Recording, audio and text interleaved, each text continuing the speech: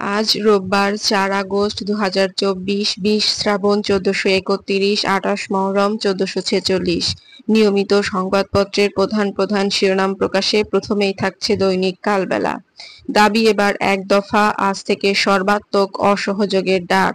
গণভবনের দুয়ার খোলা, আলোচনার জন্য প্রধানমন্ত্রীর আহ্বান। সব জনস্রোত শহীদ মিনারে মিশেছিল। আন্দোলন বিজয়ের দ্বারপ্রান্তে মির্জা ফখরুল। শিক্ষার্থীদের এক দফার সঙ্গে থাকবে বিএনপি। সারা দেশে সংঘর্ষ, ভাঙচুর, অগ্নিসংযোগ, নিহত ২।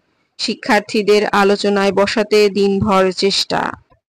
উপাচার্য অধ্যক্ষদের সঙ্গে মতবিনিময় প্রধানমন্ত্রীর। শিক্ষার্থীদের ক্যাম্পাসে ফেরার পরামর্শ চিকিৎসক নার্সদের। শিক্ষার্থীদের সঙ্গে কোনো সংঘাত চাই না, ওবায়দুল কাদের। ছাত্র জনতার দখলে রাজধানীর